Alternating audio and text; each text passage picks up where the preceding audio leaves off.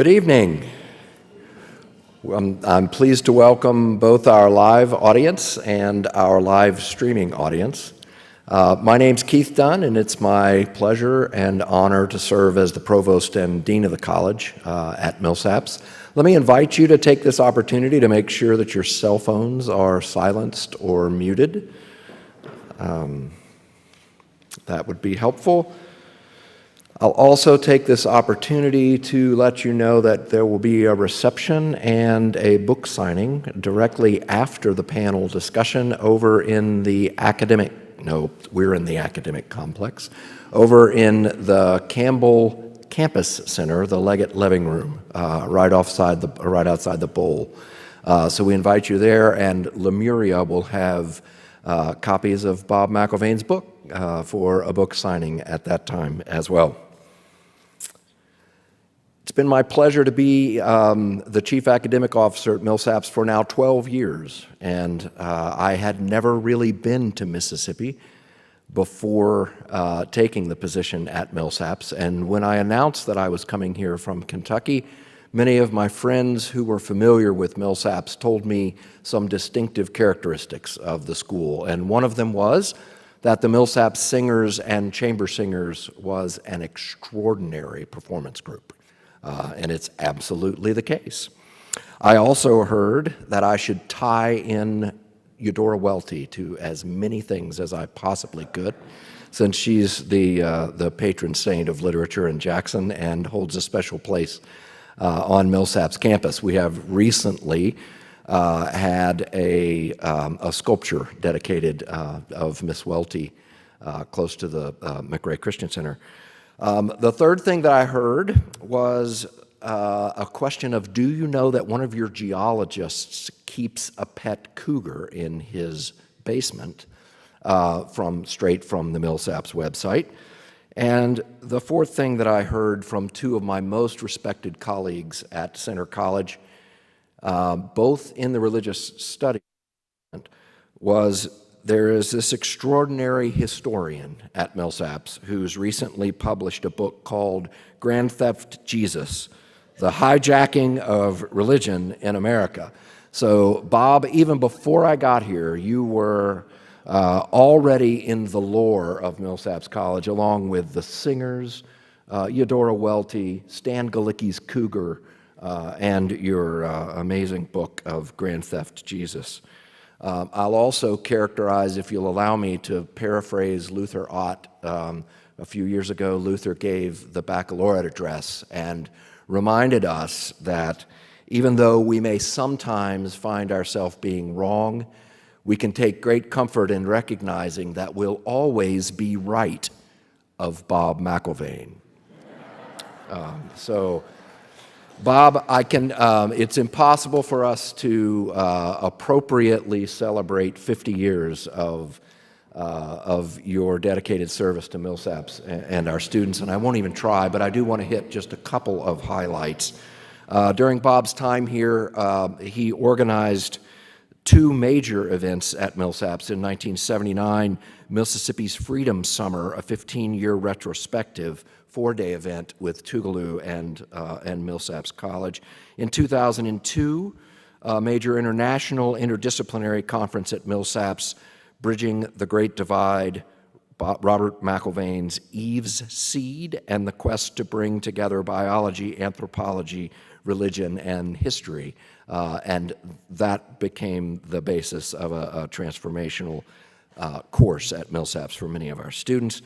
Bob helped to shepherd at least 3 Rhodes Scholars during his 2 decades here as the advisor for prospective Rhodes Scholars, led several trips to Vietnam and Cambodia in our study abroad program. He's published 11 books and more than 100 articles in publications like the New York Times, Washington Post, Los Angeles Times, the Wall Street Journal, and Newsweek, and has had more than 100 appearances on television and radio programs on NBC, ABC, CNN, NPR, BBC, Fox News, and many others. So let's take just a moment to recognize and honor Bob McElvaine in his 50th year as a professor at Millsaps.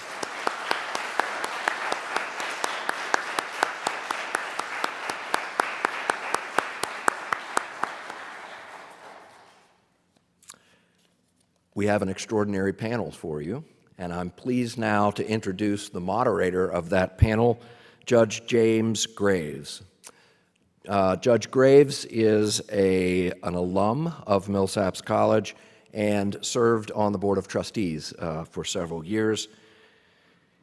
In 2011, he was appointed by President Obama to the U.S. Fifth Circuit Court of Appeals, and before that, Judge Graves spent 10 years as a justice on the Mississippi Supreme Court. Judge Graves, I'll turn the program over to you. Thank you.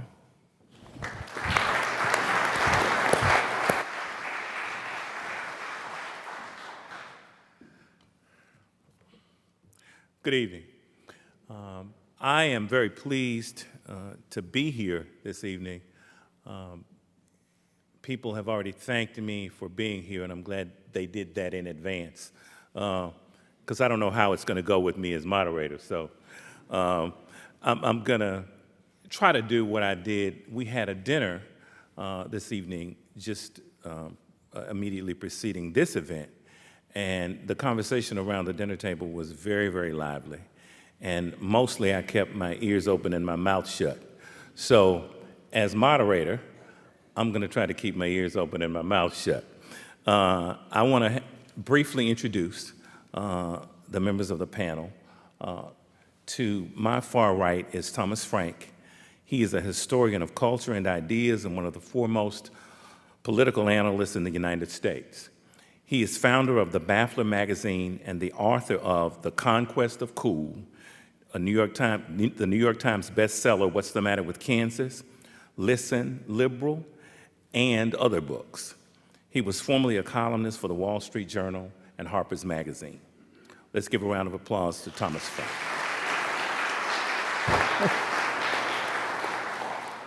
Our next panelist is Nancy MacLean. She is the William H. Chafe Distinguished Professor of History and Public Policy at Duke University and is the author of 5 books. Booklist termed her most recent book, Democracy in Chains, The Deep History of the Radical Right's Stealth Plan for America, quote, perhaps the best explanation to date of the roots of the political divide that threatens to irrevocably alter American government. It was a finalist for the National Book Award. Nancy MacLean, let's give her a round of applause.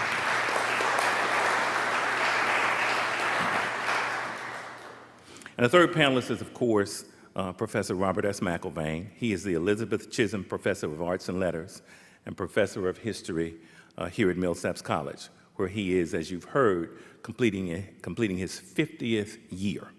He is the author or editor of 11 books, including Down and Out in the Great Depression, Letters from the Forgotten Man, The Great Depression, America, 1929 through 1941, and Eve's Seed, Biology, the Sexes, and the Course of History.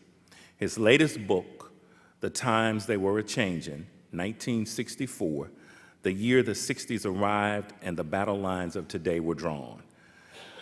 That book has been chosen by the Mississippi Institute of Arts and Letters as a nonfiction book of the year.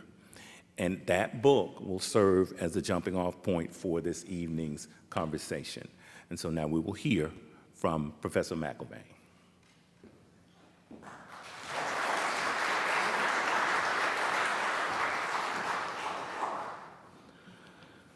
Well, I think in looking at how the revolutionary changes that occurred in 1964, and I should say that I use 1964 as shorthand for what I really call the long 1964, from the Kennedy assassination in November of 1963 into the summer and early fall of 1965, which seems to be a sort of unit that goes together and was really a revolutionary time.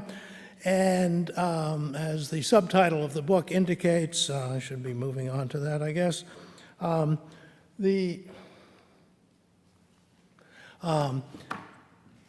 big part of the argument, most of the book is about what was going on then, but is about how the battle lines of today are almost entirely about the changes that were made then.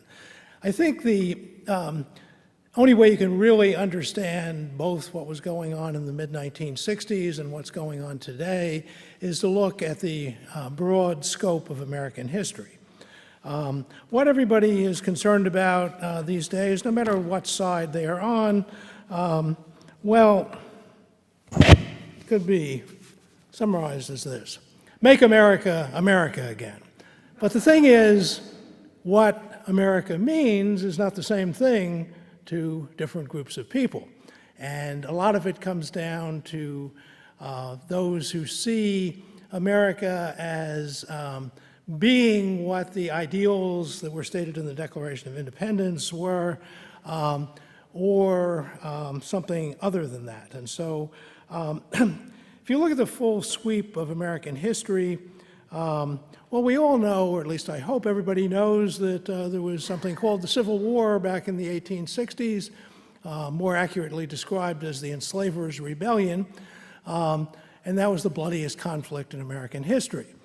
We're also, maybe a few less of us, familiar with the term the forever war for something like Afghanistan, just never ending, or the so-called war on terror. Well, I think American history is best understood as a forever civil war. That is, between two different definitions of what America is supposed to be. This is centered most on the word freedom. Freedom seemed to be on the lips of everybody during the long 1964. But the definitions of freedom varied widely, and they always have. A large part of what the forever Civil War of American history has been about was succinctly stated by the motto of the 1868 Democratic presidential ticket. To remember that the parties then were essentially the reverse of what they are today. This was the slogan. If I can, there we go.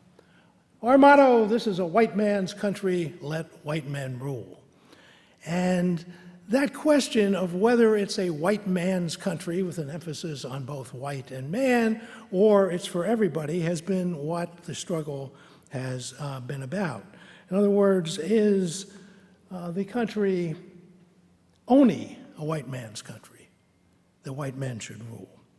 This leads to the related question of whether the experiment in democracy that was started with the American Revolution, of the idea of democracy, of self-government, combined with the diverse population that has been in what became the United States since the first enslaved Africans arrived in Virginia in 1619, whether that, in Lincoln's words, can long endure. And it's been a question. It's a struggle, in other words, between the legacy of 1619 and the legacy of 1776, the promise of 1776. At the most basic level, I think that has been the motive force throughout American history. The great paradox about America, of course, is that it's the land of freedom, but it's also the land of slavery. And has been from almost the very beginning of English colonization in what would become the United States. Enslavement existed in the land that became the United States. As Isabel Wilkerson, the term she put it in is pretty striking, for a quarter millennium. When you think about it that way, that sounds like a pretty long time. 246 years, just short of a quarter millennium, and it's only been 158 years since slavery was officially abolished, though, of course, something not too far from slavery was brought back after Reconstruction and lasted really into the period my book is about in the 1960s. Pretending that enslavement has not had a major impact on what our nation is, whitewashing our history, as was done from the late 19th century into the mid-1960s, and as current right-wing politicians seek to do again, cannot change the obvious truth that it has shaped us profoundly. I submit that there have been three major revolutions in American history, all about what America means, what we want to take it forward to, what we want to go back, and that this all centers on the legacy of 1619 versus the promise of 1776. When we say, make America, America, again, the real question is, which America? That was shaped by 1619 and the legacy of enslavement, or that is shaped by the vision of 1776. When the 1619 project came out in the New York Times on the 400th anniversary of the first enslaved people arriving in Virginia, the main person behind it, Nicole Hannah Jones, it quickly became a major battle in the cultural war. Slavery couldn't have really had a whole lot to do with the United States. Interestingly, though, people who criticize things often miss words. What she said was that 1619 is as important in shaping America as 1776. Not more important, but the two are both there. And so, the Civil War in the 1860s, the conflict that is customarily called the Civil War, I would argue is entirely about whether the United States is about the legacy of 1619 or the ideals of 1776. In his 1861 cornerstone speech, Confederate Vice President Alexander H. Stephens declared that the 1776 Declaration's belief in human equality is, quote, fundamentally wrong. The Confederacy directly rejected the 1776 definition of an America based on democracy and insisted, that is, the leaders of the Confederacy, that governments do not derive their just powers from the consent of the governed. The Confederacy was all about inequality, hierarchy, domination by some, and subordination of others. The enslavers' rebellion sought to establish a nation based on the legacy of 1619, not 1776, and the Union's victory in 1865 was one of an America based on the revolutionary principles enunciated in the Declaration over the reactionary concepts of maintaining a society of enslavement. By the way, it is April, and as April, our governor has declared it once again Confederate Heritage Month. There's so much to celebrate in what Mississippi has accomplished, particularly notably what Mississippi has given to the world in music and literature, but a bloody rebellion against the United States for the purpose of maintaining the enslavement of human beings is not one of those things that should be celebrated. And speaking of what should be celebrated with a particular month, Florida Governor Ron DeSantis did as much as he could possibly do in February to make that erase Black History Month. Well, the first American Revolution was the one called the Revolution 1776. It set up wonderful ideals but fell far short of achieving them. A second American Revolution, as I see it, came with the Reconstruction following mainly beginning in earnest a couple of years after the end of the Civil War and continuing from the late 1860s into the early 1870s.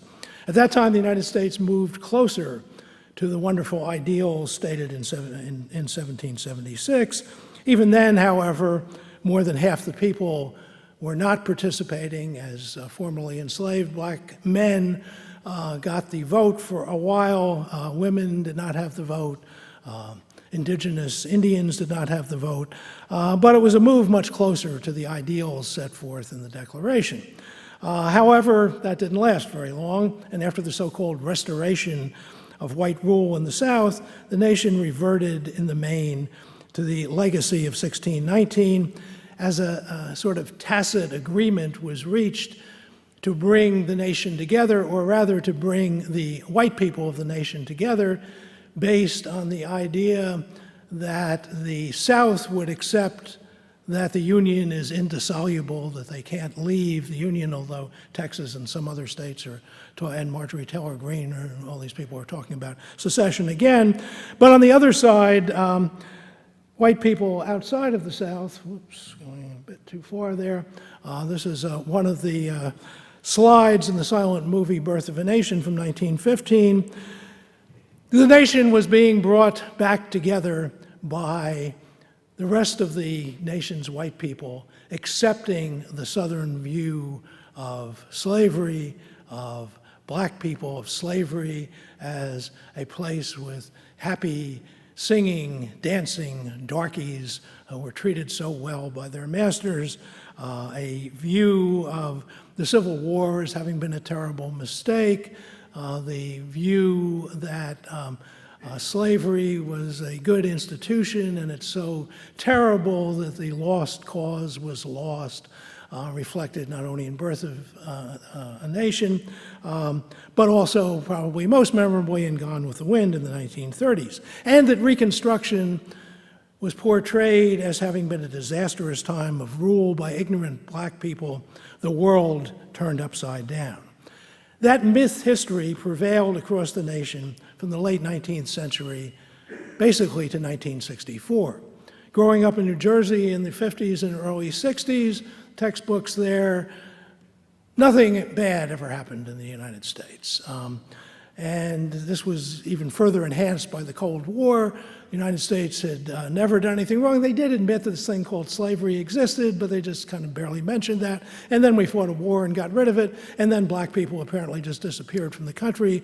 Other than Booker T. Washington and George Washington Carver, there weren't any more black people. This was a whitewashed history that prevailed. You often hear the winners write the history. But it's astonishing that in the case of the Enslavers' Rebellion, beginning a couple of decades after the war, the losers wrote the history.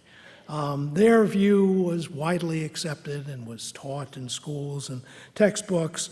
And so the situation, and the reason 1964 is the turning point on this, kind of for two reasons. New scholarship on Reconstruction was coming out in that year. There was a headline story in the New York Times Book Review, and I think it was September 1964, talking about a dark shadow that has existed over American history, talking about how this idea that Reconstruction was terrible and slavery was not bad and everything. And so the scholars were beginning to bring out much more of the truth about that. But the other source in 1964 of a more honest history was from here in Mississippi, where the Freedom Summer was going on, and among its goals, in addition to trying to register black voters and to challenge the all-white Mississippi delegation to the Democratic National Convention, was setting up freedom schools, which would not only teach reading, writing, and arithmetic, which was generally not coming through all that well in the segregated schools, but also to teach black children about black history. And most of these children had no idea that people who looked like them had any history. And this was a major part of the impetus for black history, women's history, all sorts of ethnic histories coming out, coming from Mississippi at the time. History is punctuated by discontinuities that alter its trajectory.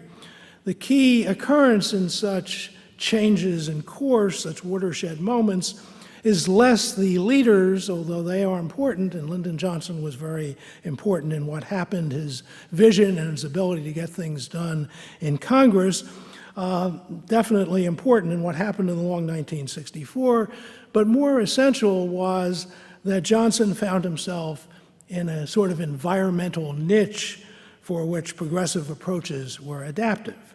That's apparent in a dramatic fashion if you look at cultural things that are going on simultaneously, as I do a great deal in the book. In January, at the beginning of January 8th, that's not what this slide is, but about something else happening at almost the same time, Johnson delivered his first State of the Union address in which he called for an unconditional war on poverty and also said that he was going to make sure that the Civil Rights Bill that Kennedy had introduced, which never would have passed if Kennedy had remained president because he didn't have the ability to get things done in Congress that Johnson did. And so he was calling for this. At the same time, like 10 days later, I believe it was, that Bob Dylan's third studio album, The Times They Are A-Changin', was released, and the title song from that, well, it seems to have gone unnoticed both at the time and since, was almost exactly, saying almost exactly the same thing as Johnson was saying in different words. They more or less rhymed. The war on poverty and Dylan talking about the chance not coming again, the loser now will be later to win because the times they are a-changin'. He could have been channeling Lyndon Johnson. Not that either one of them thought of it that way, but the key to this is that this is what the times were about. When you find a president and a poet saying the same thing, almost singing a duet, if they ever were a duet, yes.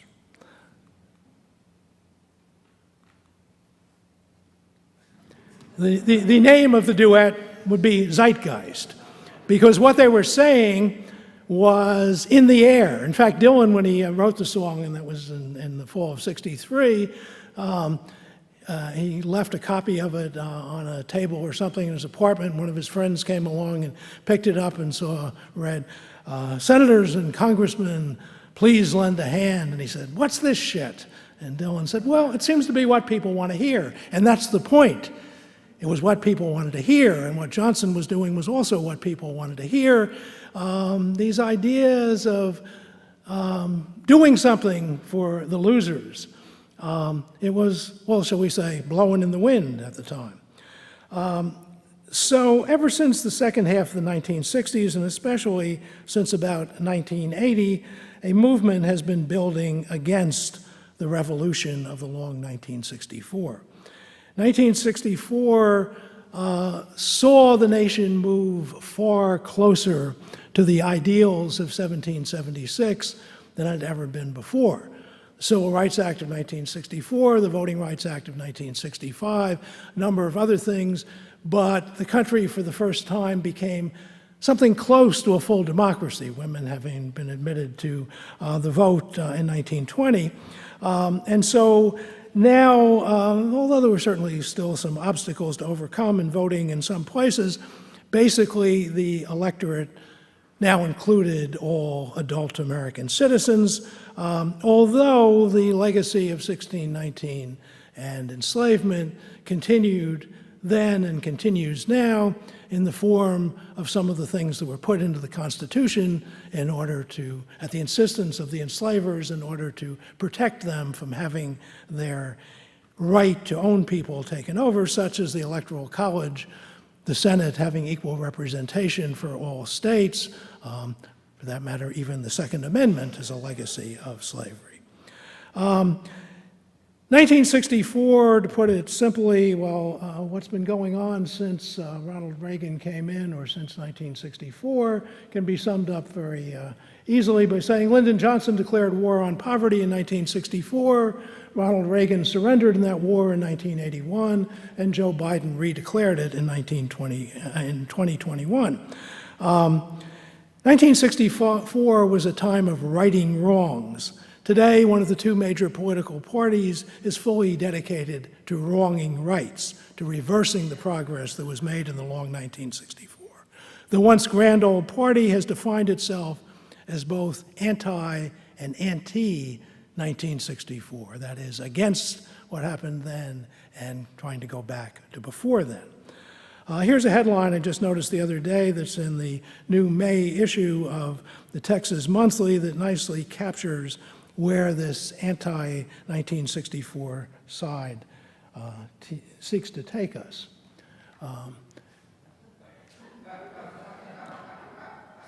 Nancy has written a lot about these people. And they're not only taking over Texas, but they're trying to take over the country. And this is, I want to emphasize, I'm about to close here, you'll be glad to hear. This emphasizes the fact, as I see it, that all of American history has been this forever civil war between a country defined by 1619 by the fact of slavery, or one that's defined by the wonderful vision of 1776. Make no mistake, the current battle that's going on is between 1619 and 1776, and it's a battle against 1964, which is trying to push the ideals of 1776 against the MAGA movement that's trying to totally go back to a country that was based on slavery. Different aspects of this reaction against the revolution in the long 1964 and how they unfolded have been brilliantly explored by Thomas, who, by the way, is another one of the great legacies of the long 1965. Tom was born in early 1965, so what he has written about kind of from one direction and what Nancy has written about of the long movement of an actual conspiracy of rich people to undermine democracy, because democracy sooner or later in a diverse society is not going to work for their interests, and so we will now turn to talking about that. And since I've talked so much to begin with, I will try not to participate as much in the conversation, but you know, kind of hard not to do. I'll just leave some of the legacies of long 1964 up there.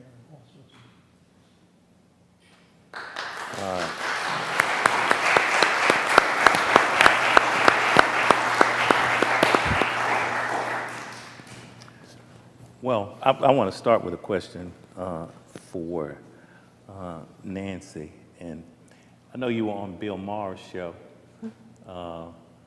With my friend Tom here, With your friend Tom. at least once. So you're used to getting hard questions. Yeah. Yeah, so let's do a soft one. What I'd like to hear you talk about a little bit, Nancy, is the power of popular culture in the 60s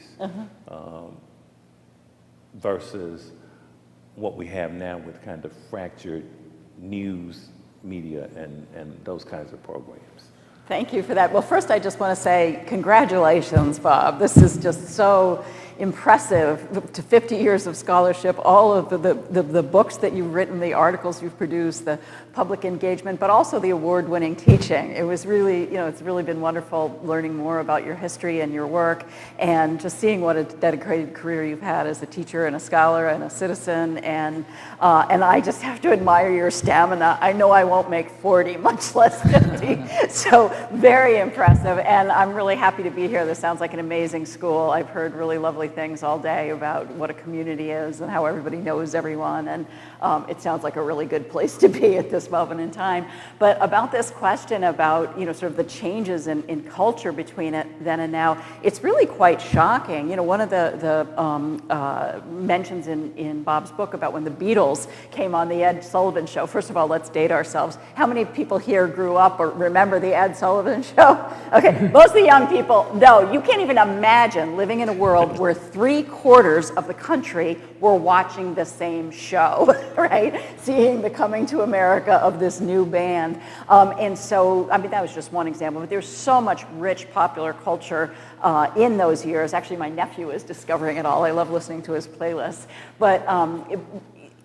But we did have something of a unified culture. We had our 3 channels, and so you really couldn't escape coverage of the civil rights movement. You couldn't escape the evening coverage of what was going on in the war in Vietnam. We had a kind of common conversation in the country, and there were, people disputed facts, but there were understood facts that we could all work with in having, kind of sane public debates that worked us through some very challenging things and got us great victories like the Civil Rights Act.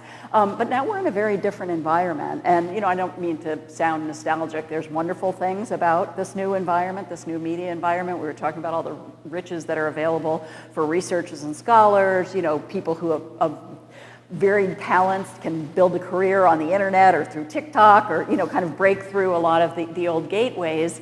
But also we're so fractured.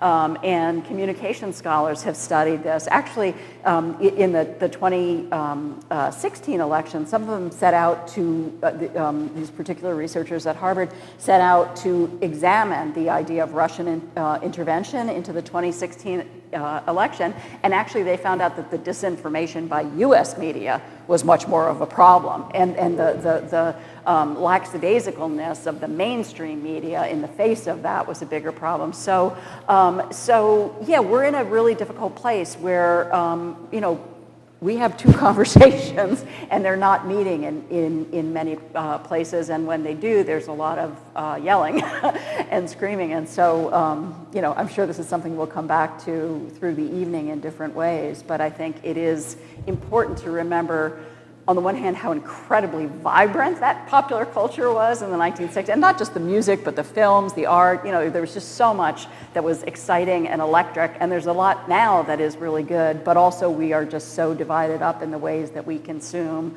popular culture, media, news, et cetera, that it's a challenge to kind of have a unified nation in the face of that. Tom remembers that from when he was like 1 or 2 years old, right? Yeah. I actually do remember a little bit of it. I remember Vietnam on TV I'm news. sure that went on so long that you would be old enough to know it for sure. Yeah, I've got a few years on you, so I got to see Ed Sullivan. Tom, I wanted to ask you, because we are focusing tonight on the 60s, and we heard Professor McElvaine talk about these three major revolutions, one of which was 64 particularly, but the 60s. What were some of, in your view, the major triumphs or successes in the 60s that made up what has been referred to as a revolution? Oh, geez, this is like a test. So I actually have that page marked in the book, so I can easily answer that. But before I do, and by the way, so I actually spent a lot of last year going around the country speaking in non-major media markets to audiences of non-academic people about my version of Make America Great Again, which is this nostalgia for 64 and 65. The New York World's Fair, you know, the legislation that President Johnson got passed, which is, it's extraordinary. There's no period like it in American history, except maybe the 30s, the very beginning of Roosevelt's presidency. But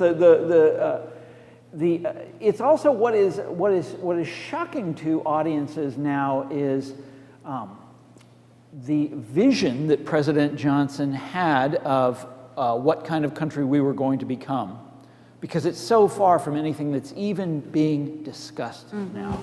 What did he mean by the Great Society? He said, I'm going to try to quote from memory. I think it's in his State of the Union in 1965, or maybe it's in his inaugural speech, but he says we are experiencing the greatest upsurge in wealth of any country in the history of the world. And this wealth is widely distributed.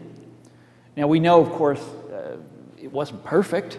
We're meeting tonight in Mississippi. You know, a lot of people here were left out of that. But in the happy little middle-class world that I grew up in Kansas City, what President Johnson was talking about was real.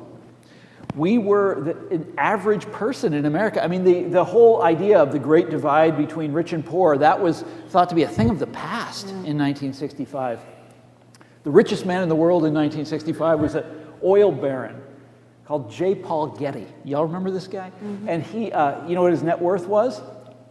$1 billion. That was it.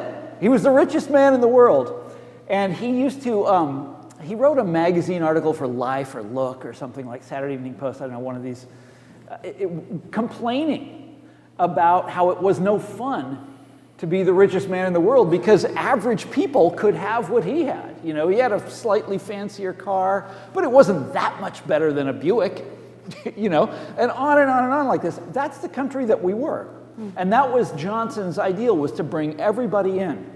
And in the month I was born, I was born in March of 65, part of the long 64.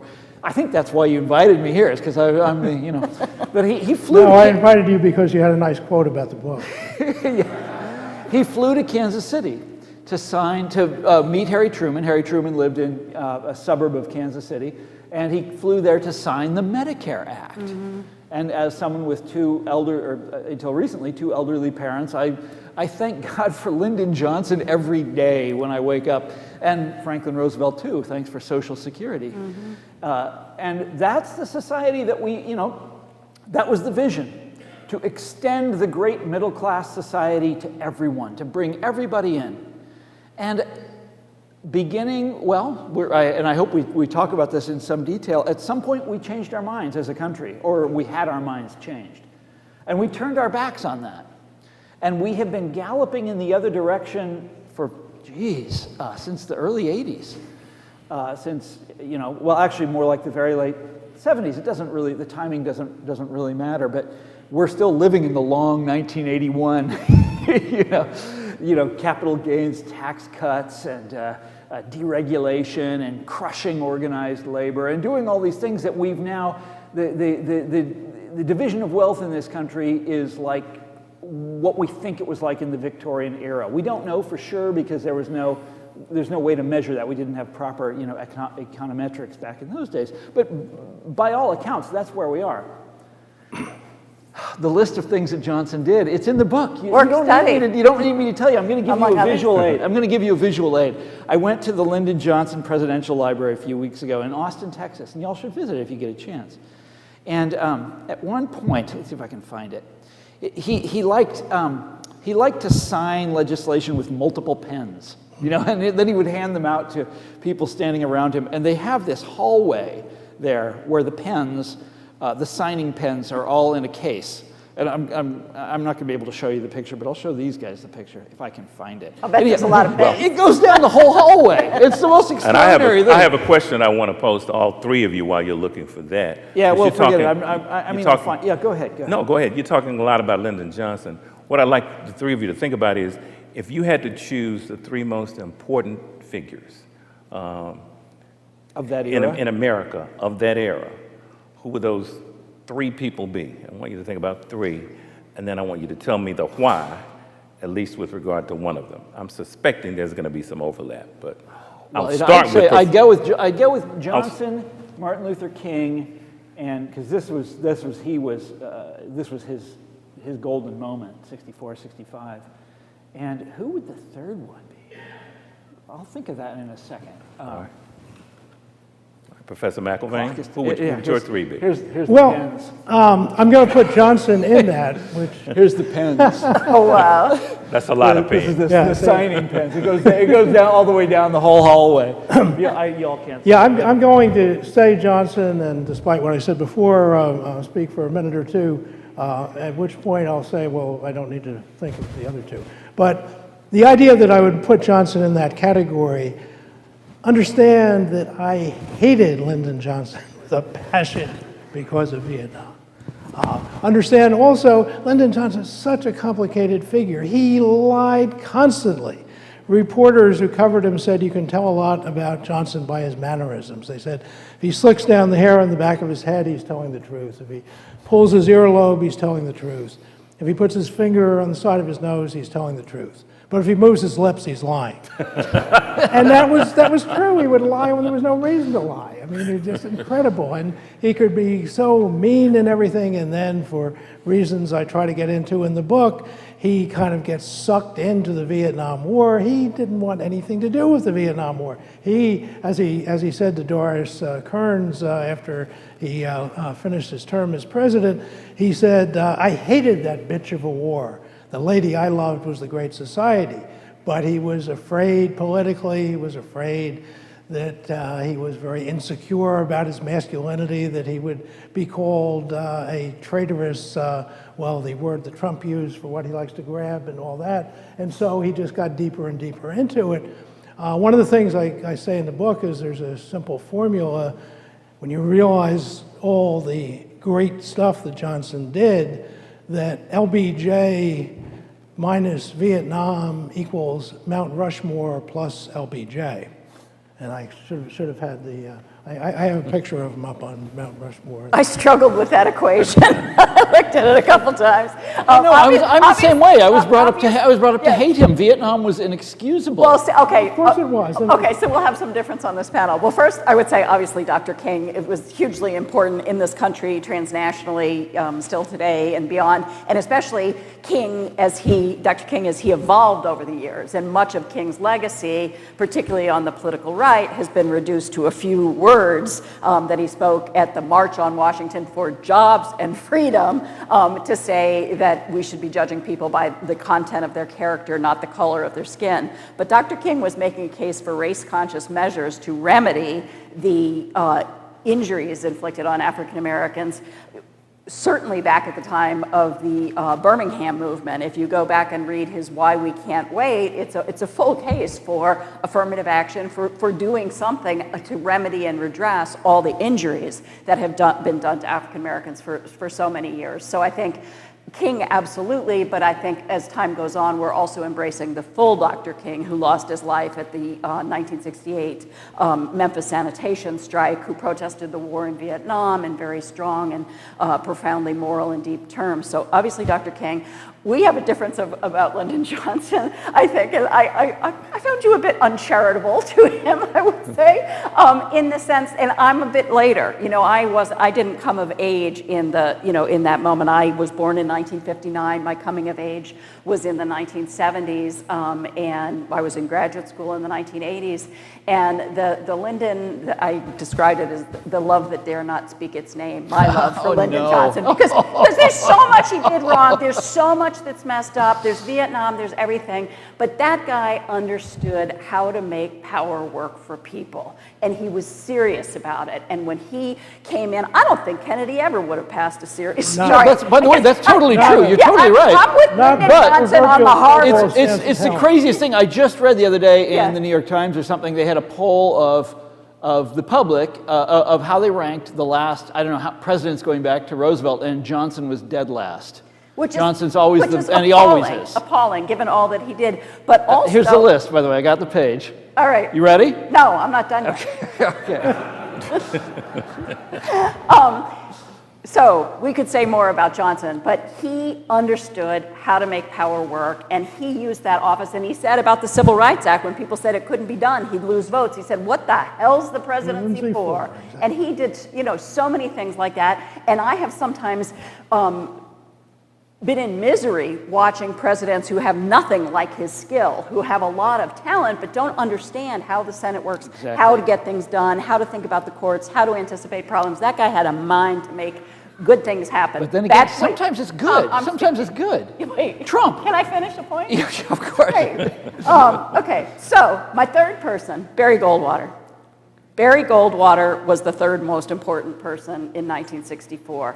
Barry Goldwater was the candidate of the Republicans who said, and I've seen the documentation in the Library of Congress and William Rush's papers, they said, we're going to plant our flag deep in the heart of Dixie, in the states of the old Confederacy. That's where we're going to build up our party. What are we doing competing in New York, New Jersey, et cetera? So that is how the Republican Party got transformed from that moment on, to drive out the moderates, to drive out, there were liberal Republicans. Massachusetts had an African-American liberal governor, Edward Brooks. He got driven out. All these people got driven out, and we're still feeling that. What people, I think, forgot, because subsequent Republicans, particularly Ronald Reagan, had a much sunnier way of talking about it. But when Barry Goldwater ran for president, he just about picked every popular thing in America and tried to get rid of it, right? So he went to New Hampshire, which had more retirees than any state in the nation. Okay, and then I'll stop in a sec.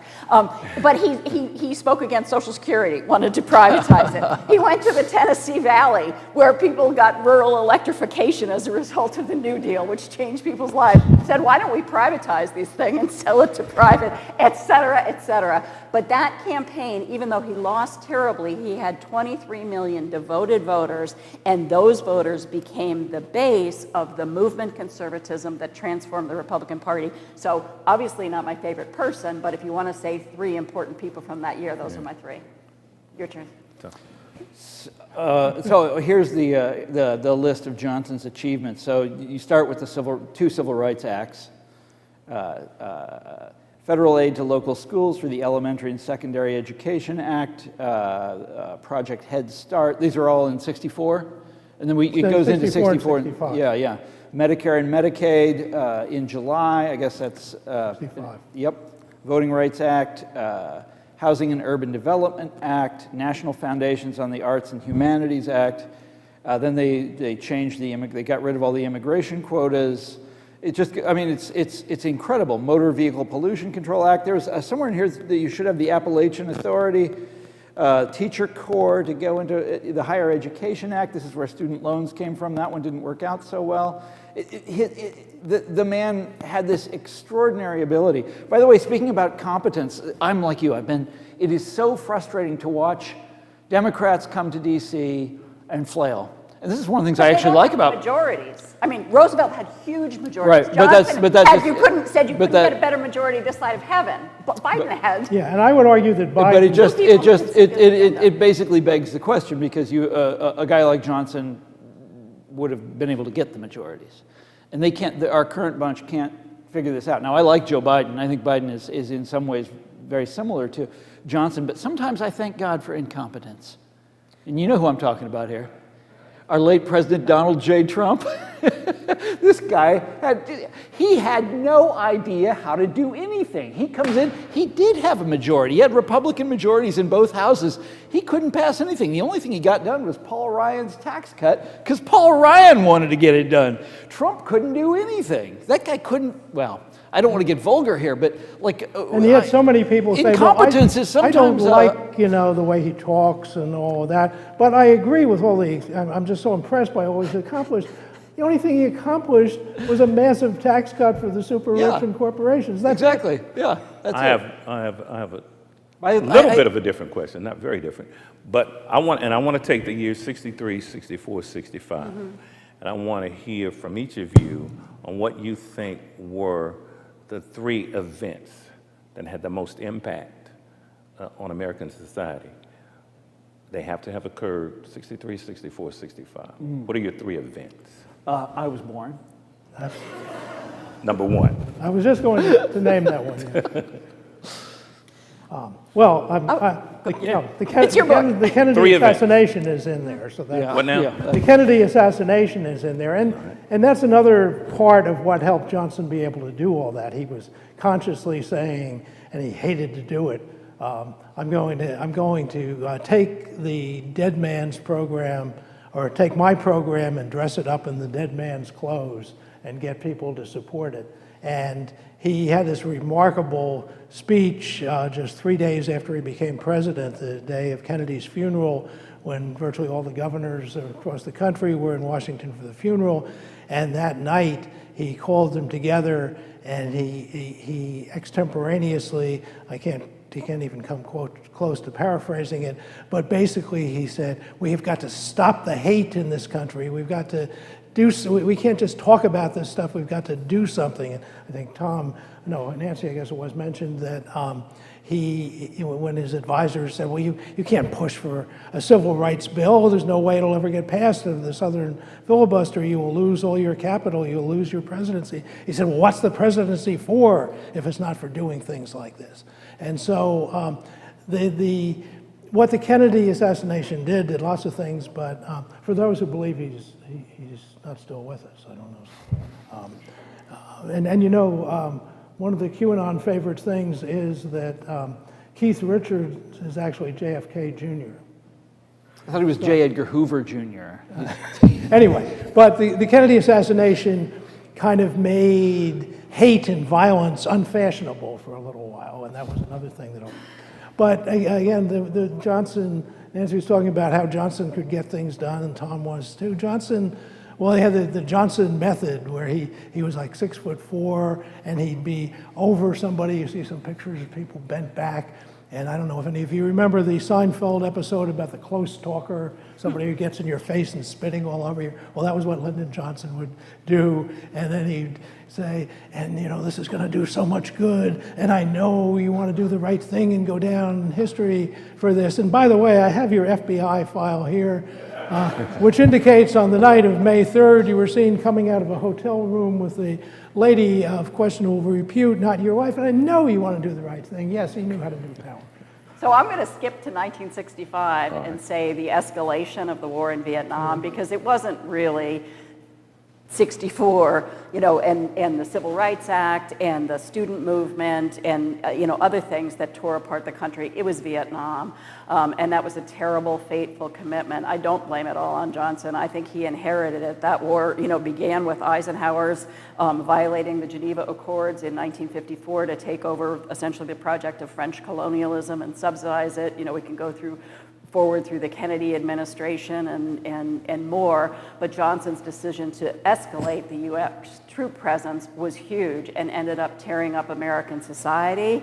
You know, it transformed, it totally radicalized, as well as continuing racial oppression, but totally radicalized the black movement, the student movement, the whole society, and tore things apart and polarized the country. But it also, ironically, it was waged as a Cold War battle, but it tore apart U.S. alliances in the world. So the very countries that the U.S. had started to support, namely France, ended up opposing the U.S. by 1968. So I think 65 is just absolutely critical in everything that follows, and the reaction on both sides of the aisle to that war.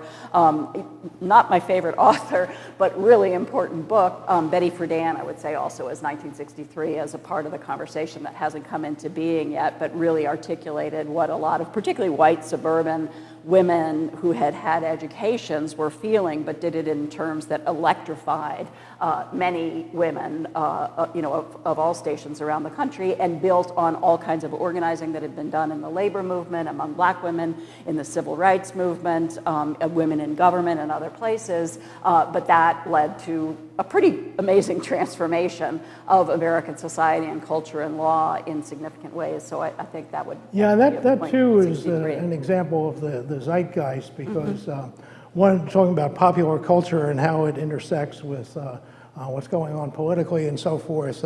One of the most stunning things in the same period, right at the beginning of 1964, with Dylan's song and Johnson's War on Poverty speech, and the Beatles arriving, and Dr. Strangelove coming out, and Cassius Clay, soon to be Muhammad Ali, becoming the world heavyweight champion and announcing he's a Muslim, and all that's going on. Well, at the end of January, a song surged to #2 and would have been #1, except that was the first week that the Beatles' I Want to Hold Your Hand was out, and it was kept from getting to #1, stayed #2 for the next several weeks. Leslie Gore, who had previously been talking about Judy stealing her boyfriends and stuff, and she didn't write the song, two men wrote it, but You Don't Own Me is like a revolutionary declaration. I mean, don't just you can't put me on display, you don't own me. And of course, one of the main issues today is that so many men say, yes, we do own you, bitch. Tom? Well, Three most important Bob events. mentioned the other important ones are the various civil rights movement stuff. So Selma to Montgomery March, or the the March on Washington, and then the arrival of the beginning of the counterculture with the Beatles. That's it. I'd probably pick, if anybody asked me, the March on Washington, the Civil Rights Act of 64, Voting Rights Act Yeah. of 65. People, I committed last year to either reading or rereading every book written by Martin Luther King, and I think there were 4. There are more that are attributed to him, but a lot of them are compilations of speeches or lectures and things like that. And to your point, he was just so much more than this one speech that Yeah. he's been reduced to. I mean, this is a man who finished high school at 16, graduated college at Your microphone fell off. 19. Did it fall off? You can't hear me. Oh, God's watching, looking out for you, making sure you couldn't hear me. Is it upside down? Can you hear me? My apologies. The three most important figures, I think, I got King at number 1, and I was talking about the books, Johnson at 2, and I'm going to fudge a little bit and pick 4 because I got Berry Gordy and Smokey Robinson at Motown. Those are mine. Now what I'd like is what happened at dinner, and so I hope they recreate this.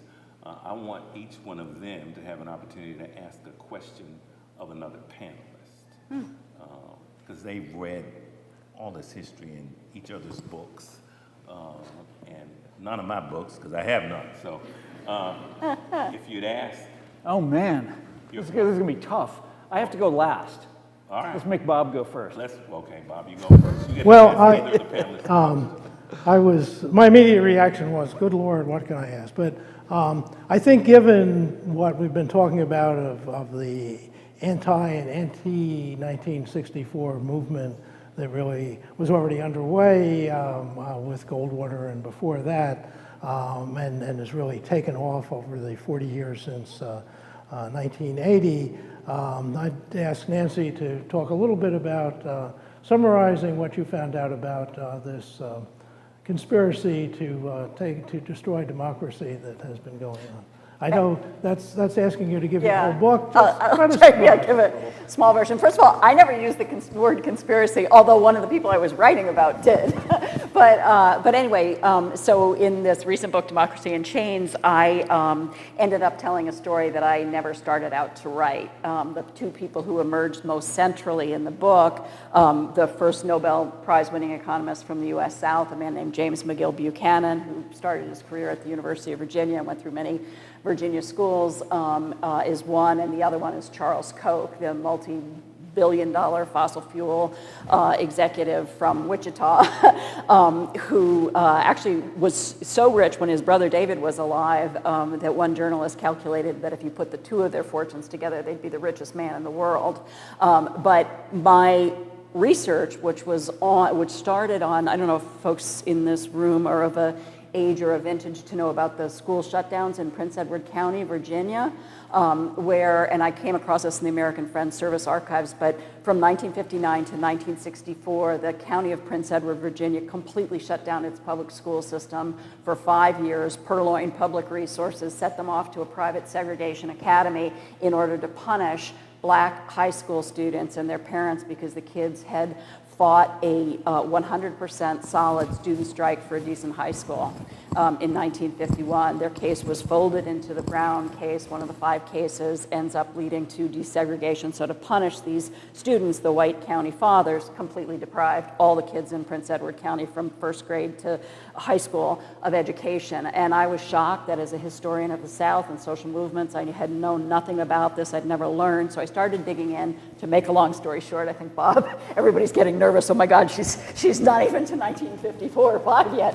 To make a long story short, I discovered this figure, James Buchanan, newly at the University of Virginia, essentially throwing down with the most hardened segregationists in Virginia and making a case for what we would call privatization today, shifting public revenues, resources over to private schools because those private schools would be beyond the reach of Brown, which he described as freedom, right, and escaping government monopoly. So I was stunned. I couldn't believe that this cosmopolitan economist trained at the University of Chicago would be supporting the case of the most arch segregationists in Virginia. So I started digging in. Long story short, following him through the years, including advising on the Constitution in Chile that Augusto Pinochet imposed on the people of that country during the dictatorship. Anyway, that continuing to pull on that string led me to Charles Koch and to the organizations that he founded and funded really in earnest beginning in the 1970s, also invested heavily in Buchanan Center at George Mason University in Virginia, and to my everlasting nausea, frankly, as I was researching this and I was seeing the connections between the two, it was like every time I went up to the computer, I'd look up a new organization and I'd find all these people who had been trained in this program at George Mason. So anyway, that led me to what has happened to our country, frankly, and I think it's a real mistake for any of us now to imagine that what we're dealing with is liberals versus conservatives or Democrats versus Republicans. This is not the reality. The Republican Party, I believe, and I believe I show in the book and other people have shown subsequently, has been captured by this Koch donor network with the dark money investments, primary challenges against anybody who doesn't toe the line, particularly on matters involving climate change, government regulation, et cetera, between them and a base of voters inflamed by Fox News' misinformation, and that party has now jumped the rails of the Constitution. I think we all saw that after January 6th, out of the factual universe on how an election is run, and also, frighteningly for the future of our country, we're seeing much more authoritarianism coming out of that party. But again, I don't think this is Republicans or Democrats. I think it's the donors that are driving this, and you can really, really see that if you dig into the evidence. I don't know, is that a summary? Yeah, well, I think so. And I think one of the main differences these days... Oh, can I say one more thing? Sure. Yeah, Absolutely. because I do agree that the battle lines of today really go back to those old battle lines, but I also see much more change in our history. So I think we've forgotten a lot of history. In the 1970s, and this is kind of the part of the Virginia story I tell, but Linwood Holton, the Republican, was a liberal governor who sent his white children to desegregated Richmond schools, right? There was a whole period of moderate Republican and Democratic governors and elected officials in the South before this whole project started. And also there was less difference between the South and conservatively governed states during a lot of that period after the Civil Rights Act, and now such that, for example, on measures of public health, like over the last decade, Mississippi has gone, after converging, I think there was like 2 years difference in life expectancy between Mississippi and New York in like 2009. After that serious donor-backed Red Map project to capture state governments a majority of state governments for the Republican Party, we've seen federalism applied with a vengeance, such that the living conditions, the freedoms, the health, the job opportunities of everything between red states and blue states are really dividing. So Mississippi, where there was, as I said, I think 2 years in closing in life expectancy between Mississippi and New York, which is pretty amazing, given different levels of affluence and public health apparatus and stuff, has now gone to like almost 6 years. Like, you'll die. The average person will die 4 years earlier in Mississippi from New York because of what's being done at the state government level through public policy in these states that have been captured by this radicalized Republican Party. That's just one measure. We could also look at pollution. We could look at other things. I don't want to take up all our time, but I think people need to realize that what I said in the most recent preface to my, a new edition of my book is coming out later this year, but I paraphrase Winston Churchill to say a red curtain is descending on much of the American landmass, and what's happening in these states that are dominated, at the trifecta level, both houses of the legislature and the governorship, by these radical Republicans is frightening.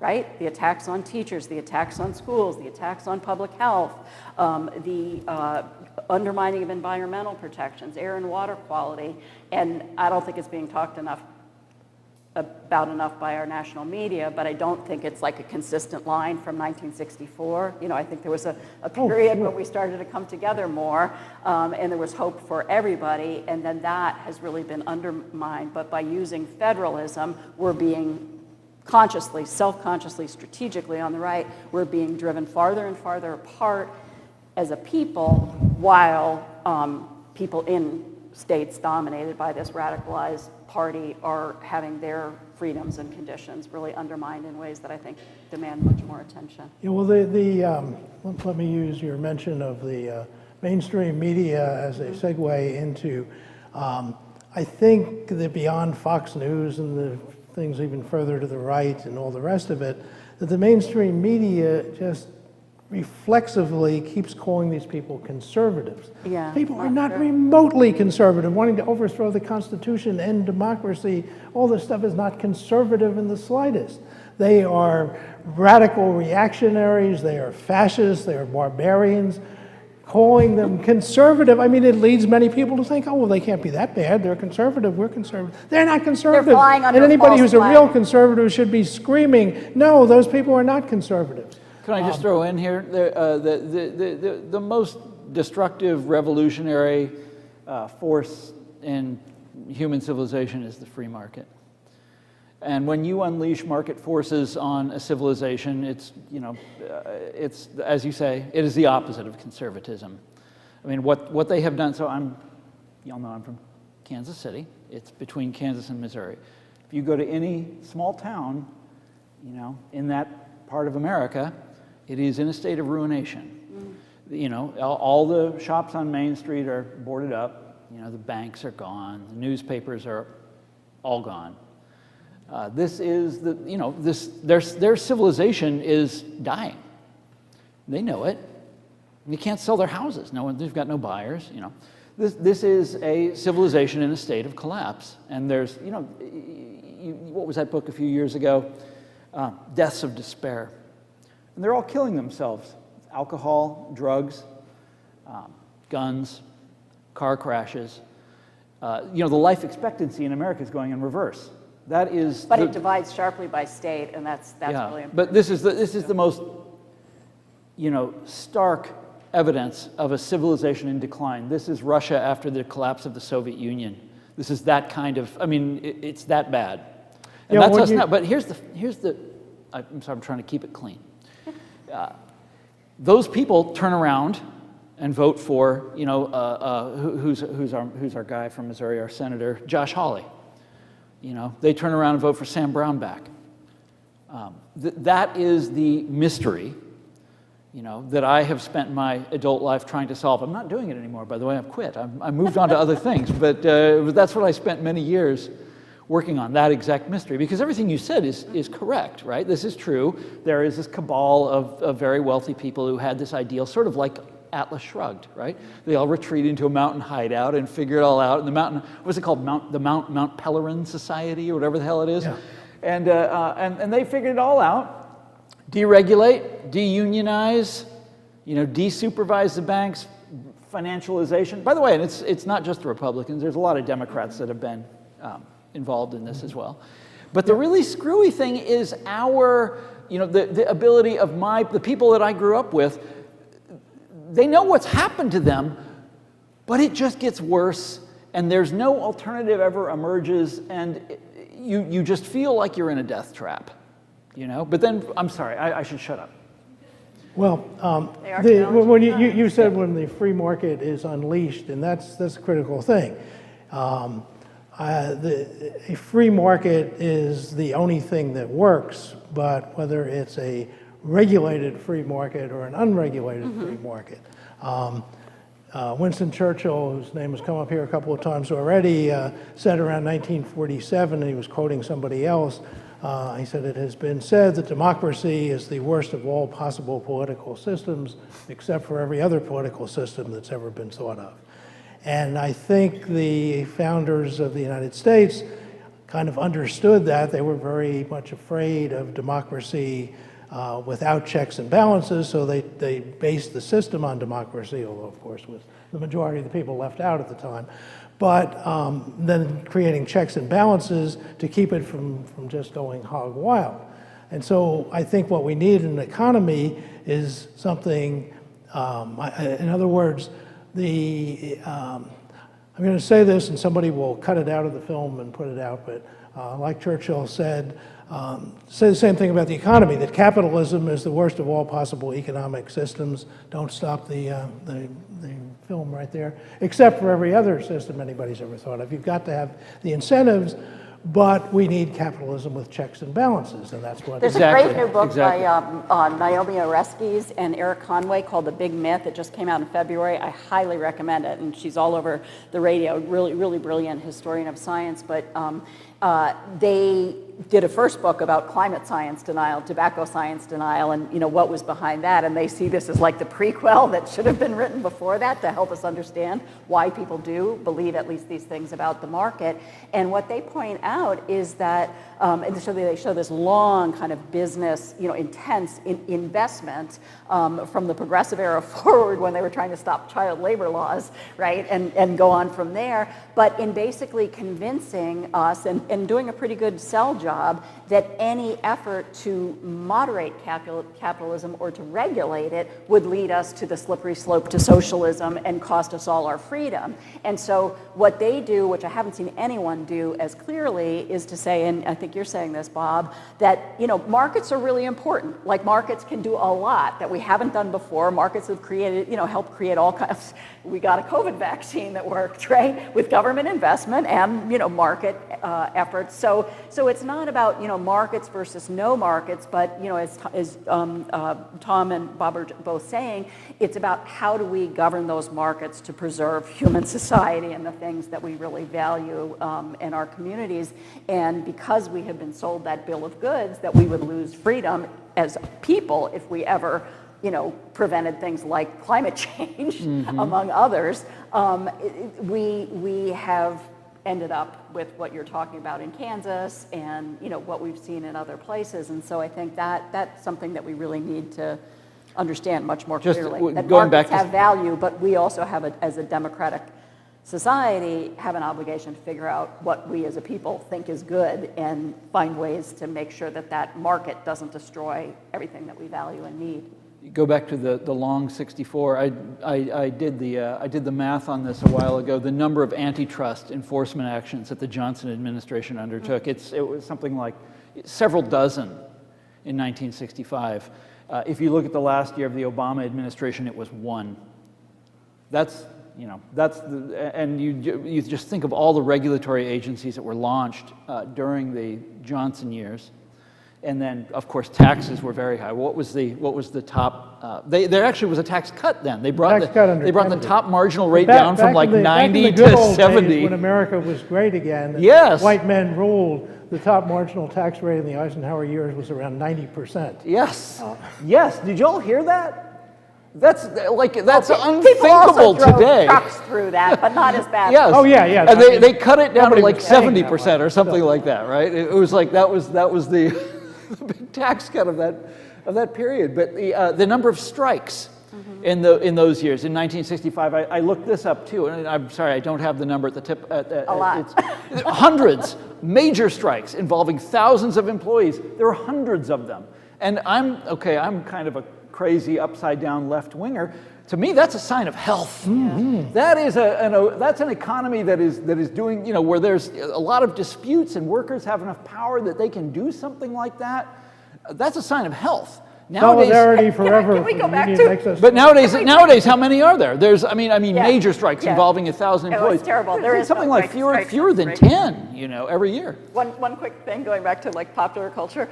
So my sister was older, so she's 19 months older. Anyway, 1968, there's a picture of my sister and I, and all these strikes were going on in 1968, right? Like the postal strike, Memphis, Charleston, all over, just these huge strikes.